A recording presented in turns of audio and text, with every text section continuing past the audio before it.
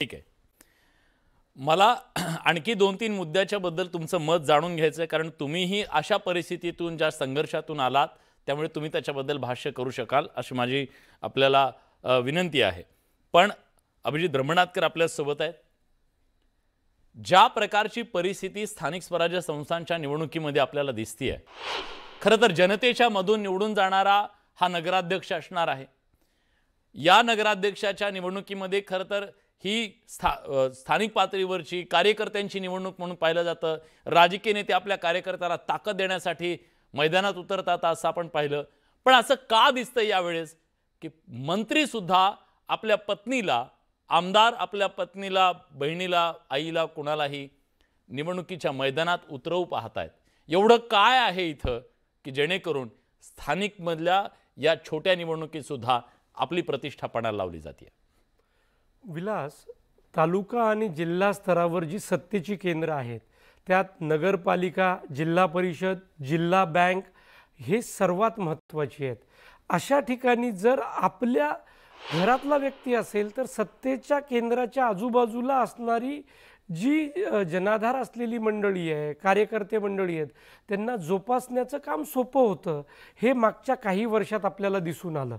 आणि स्थानिक पातळीवर आपल्याच घरातल्या व्यक्तीला तिकीट द्यायचं आणि सत्तेची केंद्र आपल्याजवळ ठेवायची, ही प्रवृत्ती 2009 नंतर वाढीला लागलेली आपल्याला दिसून येते.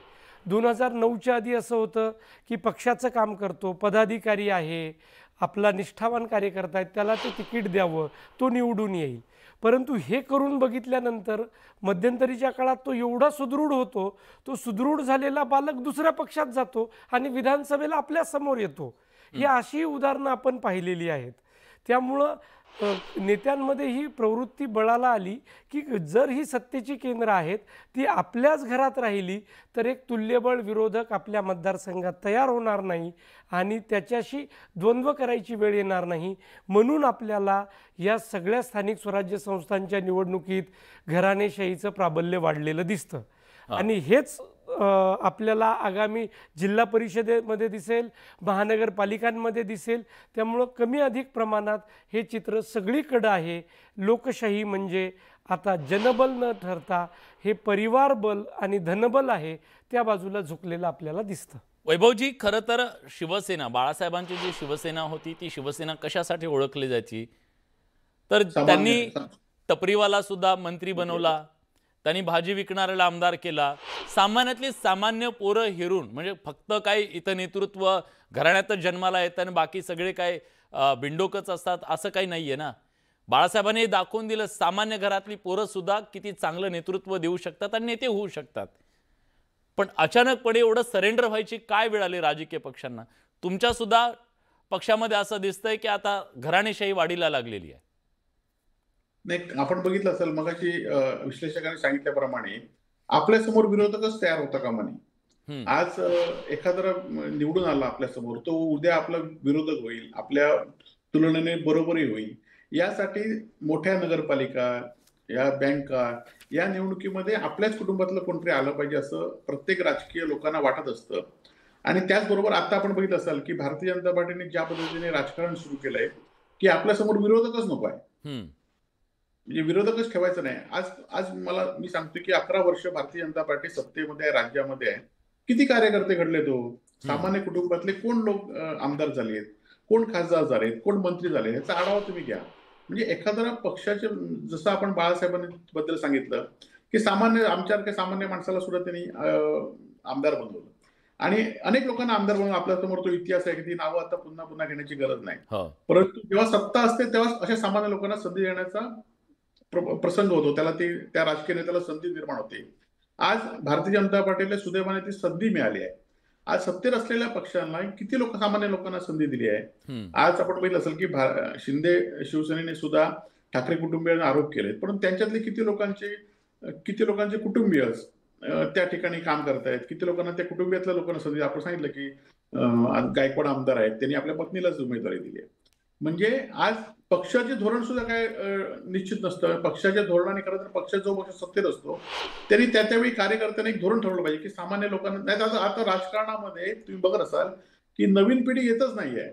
का म्हणून येईल नवीन पिढी, त्यांना कधी संधी मिळणार आहे?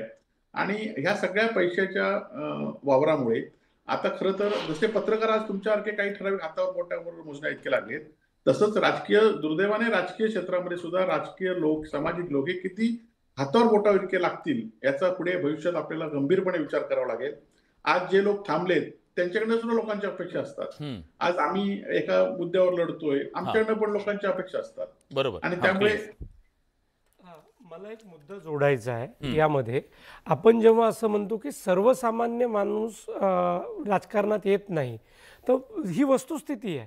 मी आता बिहारमध्ये होतो विलास, तिथं प्रशांत किशोर यांनी जनसुराज्य नावाचा पक्ष काढला. 2 वर्ष त्यांनी जमिनीवर मेहनत केली. पूर्ण बिहार 4 वेळा पायाखालून पालथा घातला, गावांमध्ये गेले. हा, आणि सगळं करून त्यांनी नवीन मुद्दे मांडले, जनतेचे मुद्दे मांडले. जे मुद्दे तिथं जरुरी होते, पलायन, रोजगार, शराबबंदी, हे जे मुद्दे होते, जे जनतेचे मुद्दे होते ते मांडले. त्यांनी 238 उमेदवार उभे केले आणि दुर्दैवाने एकही उमेदवार निवडून नाही आला. मग याचा अर्थ जेव्हा जनतेसमोर पर्याय येतो त्यावेळेला जनताही तो पर्याय निवडत नाही ना. म्हणजे जनता सुद्धा 1500 मध्ये स्वतःचा सौदा करून घेते आणि 5 वर्ष मग ते तर सौदा केलेले ते तर छाती काढूनच फिरतात, आम्ही पैसे देऊन निवडून आलेलो आहोत. म्हणजे हा प्रॉब्लेम काय फक्त एकट्या नेत्यांचा नाहीये, त्यांना लोटांगण घालणारी इथली जनता सुद्धा आहे ना, त्याचा पण आपण विचार केला पाहिजे. कदाचित म्हणजे सगळं नाहीये, म्हणजे सगळ्यांच्या बद्दल नाहीये. या महाराष्ट्रामध्ये असे सुद्धा मतदार आहेत जे मतदार 1500 ने लाख रुपये दिले तरी सुद्धा ते स्वतःला विकणार नाहीत. पण अवधूत वाघ आपल्यासोबत जोडले गेलेले आहेत, भाजपचे नेते प्रवक्ते आहेत.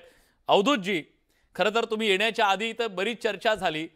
खरं तर तुमचं खूप कौतुक व्हायचं, पार्टी विथ डिफरन्स म्हणायचं, तुम्हाला तिटकारा एकदम ह्या घराणेशाहीचा वगैरे सगळं आम्ही ऐकलेलं आहे. पण असं अचानक काय झालं की भाजप इतकी आजच्या घडीला घराणेशाही पुढे लोटांगण घालणारी पार्टी दुसरी कुठली दिसत नाहीये? अशी एवढी काय मजबुरी आहे? तुम्ही एवढा मोठा पक्ष आहात, आज तुमचे मंत्री घरातल्या लोकांना, नातेवाईकांना नगराध्यक्ष पदाच्या निवडणुकीमध्ये मैदानात उतरतात, आमदार सगळे, खूप काही आहे. काय असं आहे, काय एवढी अडचण आहे? मला असं वाटतं की आपण ज्यावेळी घराणेशाहीचा विचार करतो त्यावेळी एका वेगळ्या प्रकारे करावा लागतो. भारतीय जनता पक्ष 1980 साली स्थापन झाला. 1980 साली स्थापन झालेल्या पक्षामध्ये आतापर्यंत 9 अध्यक्ष झालेले आहेत आणि एका अध्यक्षाचा दुसऱ्या अध्यक्षाशी काही संबंध नाहीये. अगदी अटल बिहारी वाजपेयी 1980 साली झाले. अटल बिहारी वाजपेयी नंतर लालकृष्ण अडवाणी, नंतर त्यानंतर अनेक जण होऊन गेले. नितीन गडकरी असोत, राजनाथ सिंह असोत, एकमेकांशी काही संबंध नाही.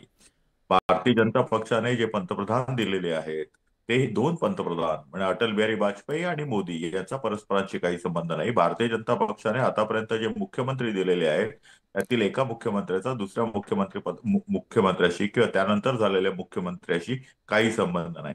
ह्याला म्हणतात घराणेशाहीला विरोध. वर घराणेशाही नाहीये, खाली मात्र आम्ही ती व्यवस्थित ही केलेली आहे, असं आहे का त्याचा अर्थ? नाही, तुम्हाला घराणेशाही म्हणजे नेमकं काय म्हणायचंय? घराणेशाही म्हणजे मी थेट विचारतो ना, तुमच्या मंत्र्यांना, तुमच्या आमदारांना आज घरातल्या आपल्या पत्नीला, बहिणीला, आईला, ह्या सगळ्यांना नगराध्यक्ष पदासाठी उभं करण्याची काय गरज आहे? कार्यकर्ते नाही आहेत का तुमच्याकडे? 50-50 वर्ष खपलेले कार्यकर्ते तुमच्याकडे. हो विलासजी, तुमचं म्हणणं अतिशय बरोबर आहे, परंतु एखाद्या नेत्याच्या नातेवाईकांनी राजकारणात येऊच नये असं कुठे लिहून ठेवलेलं नाहीये. मुद्दा नंबर 1. एखाद्या ठीक आहे ना, एखाद्या ठीक आहे ना. अनेक ठिकाणी अशी लोक उभी आहेत की जी सर्वसामान्य कार्यकर्ते उभे आहेत.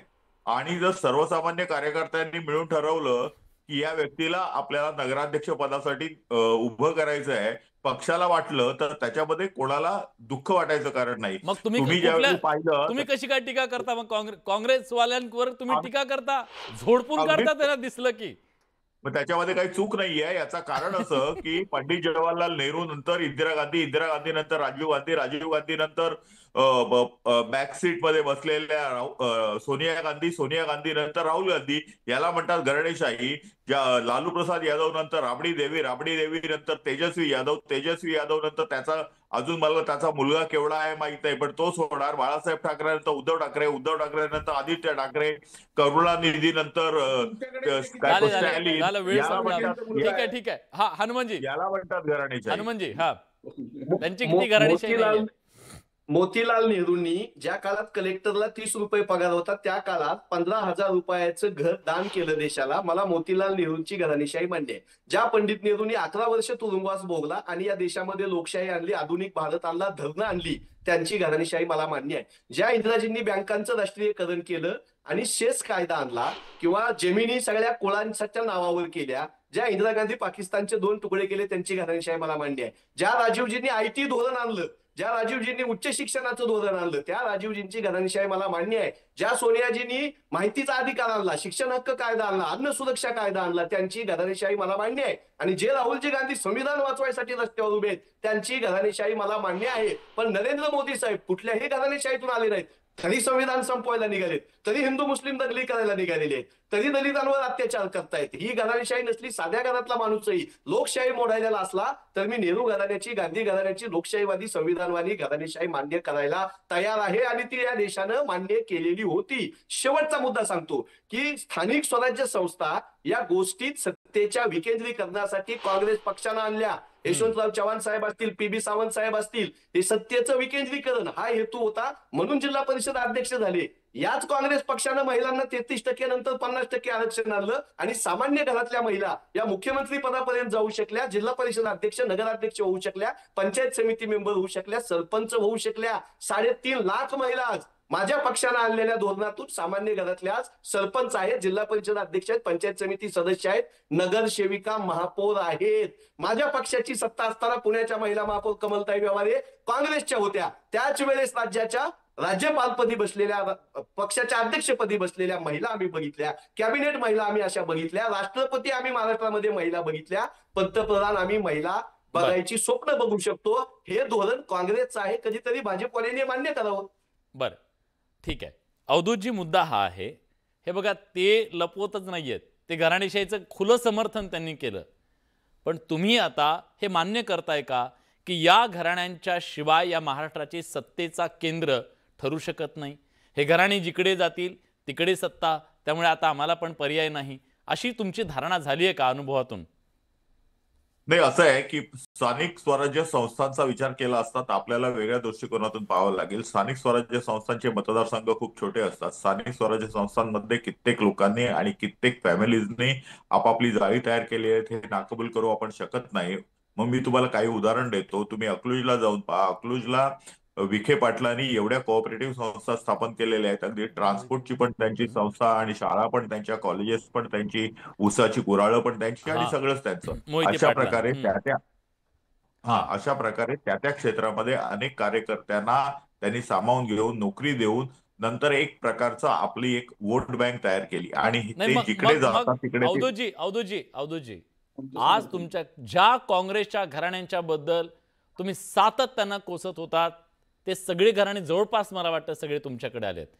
आता तुमची डेफिनेशन बदलली आहे की काय झालंय, की आता तुम्हाला हे पर्याय उरलेला नाहीये? मी मगाशी तुम्हाला सांगितलं, एखाद्या पक्षाच्या संपूर्णपणे ताबा घेणं याला घराणेशाही म्हणतात. ती घराणेशाही भारतीय जनता पक्षाला मान्य नाही. मी तुम्हाला आमच्या राष्ट्रीय अध्यक्ष, प्रदेश अध्यक्ष, मुख्यमंत्री आणि पंतप्रधान ही 4 मोठी उदाहरणं दिलेली आहेत. तुम्ही आता कॉर्पोरेशन आणि वगैरे स्तरावर जातात, परंतु भारतीय जनता पक्ष आणि कम्युनिस्ट पार्टी सोडून, कम्युनिस्ट पार्टीचं एकमेव उदाहरण आहे, त्याला मी घराणेशाहीचं म्हणत नाही.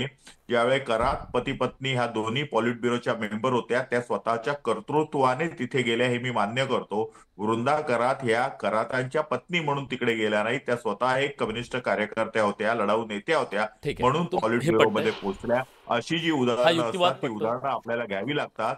आणि त्याच्यामुळे ज्यावेळी एखादा मनुष्य सातत्याने राजकारणात काम करत असतो, आपल्या वडिलांबरोबर, आईबरोबर, भावाबरोबर किंवा कोणाबरोबरही, त्यावेळी त्याचं पण एक्सेप्टन्स त्या समाजामध्ये आणि त्या विभागामध्ये होतं आणि त्याचं नेतृत्व लोक मान्य करतात.